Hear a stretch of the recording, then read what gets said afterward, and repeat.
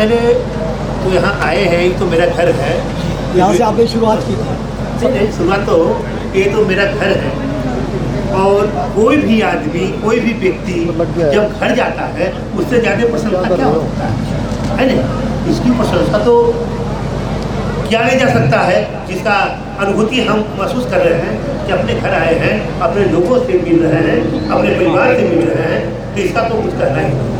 जो सर आपने सपना देखा था मजदूरी से भाइयों को सहयोग मिले, आज वो उनको मिले, तो आपके मन में कितनी उत्साह खाने का इंतजाम है? हम लोगों, यह सपना जो था, जो आप कह रहे हैं सपना हम लोगों ने देखा, यह सपना हम लोगों ने देखा था कि रेलवे माल गोदाम में काम करने वाला आदमी के ही वजह से हिंदुस्तान चल रहा है। या मकान का विकास हो, या अनाज का विकास हो, या बीज हो, मने बिना रेलवे माल गोदाम का हिंदुस्तान का उत्थान संभव भी नहीं है। और ऐसे लोगों का उत्थान कब होगा?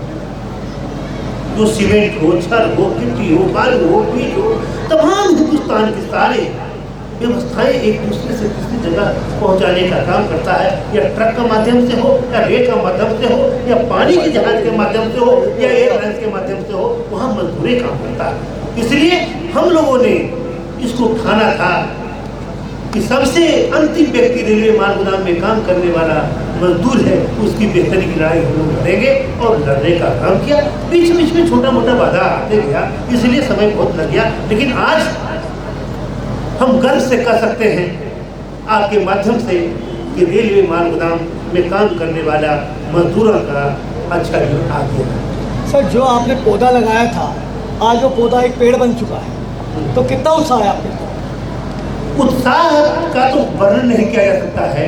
जो किसान होता है, जो फसल लगाता है और फसल उग जाता है, और फसल फलों से जब लग जाता है और उसके बाल बच्चा खाने लायक फल हो जाता है, और उसका बाल बच्चा जब खाने के लिए बढ़ता है, तो उस गार्जियन का क्या उत्साह हो सकता है, इसका महसूस तो आप स्वयं कर सकते हैं। इसका उत्साह अमूल्य है, वर्णित है, इसका कोई वर्णन नहीं किया जा सकता है, ऐसा महसूस करता है। सर जी, जो कांग्रेस के राज में आपको क्या क्या सहयोग मिला, और अब भाजपा के राज में आपको क्या क्या सहयोग मिल रहा है? देखिए, भारतीय रेलवे माल गोदाम श्रमिक संघ जो है उनका नॉन पॉलिटिकल है। यह लड़ाई 98 से हम लोग लड़े हैं। आप एक बात जान लीजिए, जिसकी लड़ाई, एक आदमी एक बच्चा पैदा कर होता है घर में, और वो बच्चा पैदा होता है और बढ़ते जाता है, और बढ़ते वो ग्रेजुएशन करता है, या IIT करता है, या IAS बनता है, तो पढ़ता है किसी के राज्य में, जीता है किसी के राज्य में, और नौकरी लगता है किसी के राज्य में। तो ऐसा नहीं है कि जिसके राज्य में नौकरी मिला वही वो सब कुछ कर दिया। आने पीछे से भी उसको बहुत सहयोग मिला, सारे लोगों का सहयोग है। आज के दिन हम किरकिरा नहीं करना चाहते हैं, पॉलिटिकल बात नहीं करना चाहते। हम यह लड़ाई जो जीते हैं सबका श्रेय है, इसमें लालू यादव जी का भी इस तरह क्या है, ममता बनर्जी भी बेचारे, दिनेश त्रिवेदी भी रेल मंत्री रहे, वो भी किया, मुकुल राय भी किया, और हमारे नीतीश कुमार भी किए, और आज के डेट में हमारे जो रेल मंत्री वो भी किए।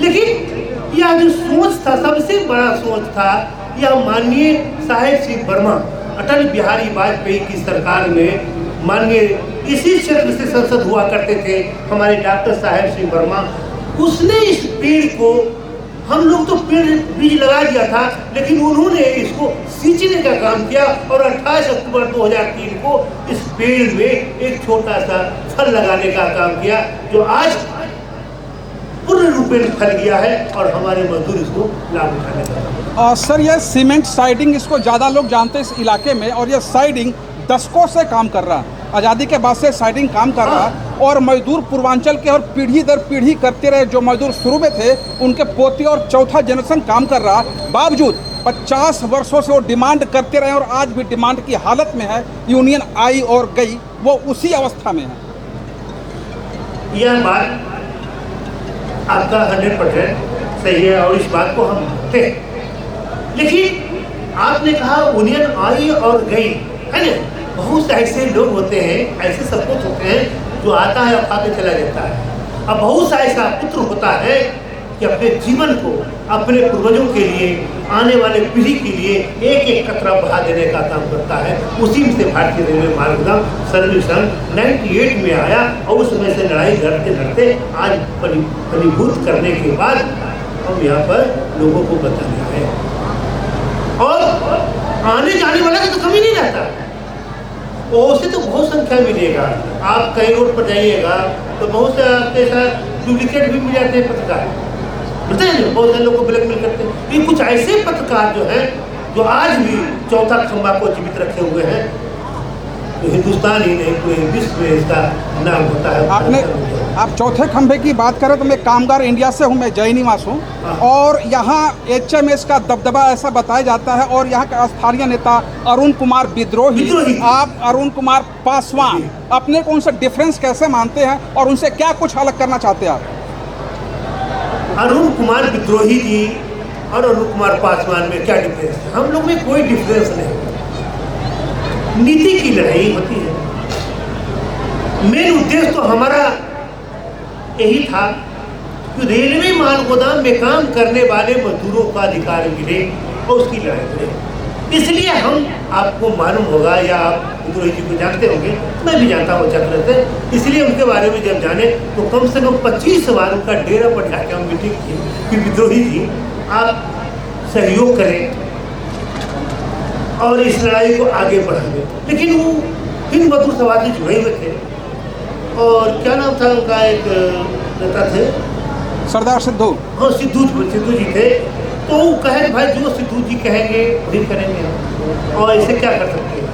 उसमें बहुत भारी बवाल हुआ। आपको 36 दिन हम लोगों ने धरना पर दिया था बैठे थे, और यहाँ पर हम लोग हड़ताल करवाए थे। इसमें बहुत भारी लड़ाई हुआ था हमारे और यहाँ के ठेकेदार या जो एन केन बहुत लोगों से लड़ाई झगड़ा हुआ था, बहुत मार हुआ था, और हम पर देशद्रोह केस भी हुआ था, जिसमें 85 आदमी हम लोग जेल भी हमारा गया। तो वो सब तो होते रहता है, आंदोलन में लड़ाई चलता है, वो सब कोई भारी बात नहीं है। लेकिन समस्या यह है, नीति था, नीति एक ही है जो विद्रोही जी का नीति है कि मजदूरों को भला हो, वही नीति हमारा है, और रास्ता अलग अलग हो सकता है, सोच तो एक ही है।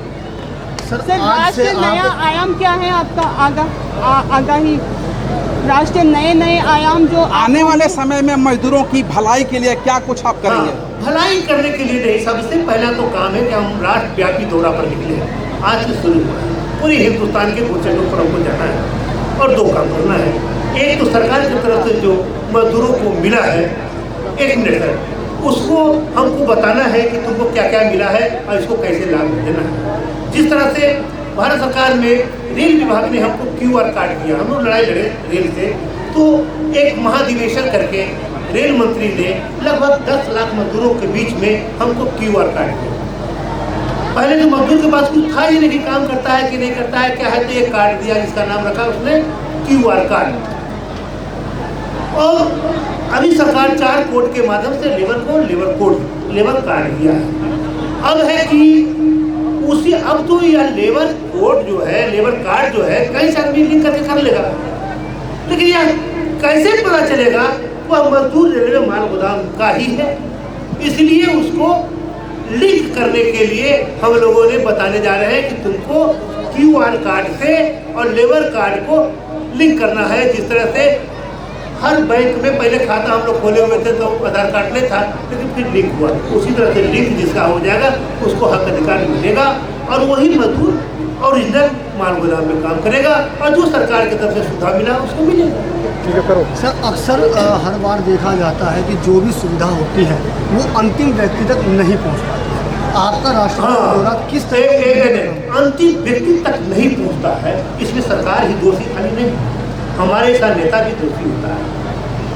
और मजदूर सबसे बड़ा जिसको कर है उस तक नहीं मिलता है, पलटू तक के, उसमें सबसे बड़ा दोषी वो भी होता है। आपका मकान है, सरकार कह रहा पर्चा ले लो, आप कागज नहीं बनाएंगे तो 3rd आगे कहेगा ना मेरा मकान है जी, तो आपको घर खाली करना पड़ेगा। आज यहाँ आकर के अरुण कुमार पासवान कह रहा है QR card, labour card link करो, QR card, labour card link करो। अब लिंक कौन करेगा भाई? प्रधानमंत्री जी तो मोदी जी नहीं आगे करेंगे, या देश केजरीवाल तो नहीं करेगा राज्य का, या अनंत कुमार पासवान तो नहीं करेगा, या मीडिया के भाई लोग तो नहीं करेंगे, करना तो उसी को है। क्या कि कुछ लोग ऐसे होते हैं कि लिखा विदेश किस्मत को वतन को याद क्या करना, जहाँ बेदर्द हाकिम हो वहाँ फरियाद क्या करना। आदमी नसीब आदमी समझा सकता है, आदमी बता सकता है, लेकिन कोई आदमी में इतना पावर परमात्मा ने दिया है कि जिसका तकदीर बदल सकता है, उसको समझाने का काम किया जा सकता है। Thank you sir. जय सर एक सवाल, आप ये वीडियो YouTube पर देख रहे हैं तो हमारे चैनल को सब्सक्राइब करें और बेल आइकन को दबाना ना भूलें।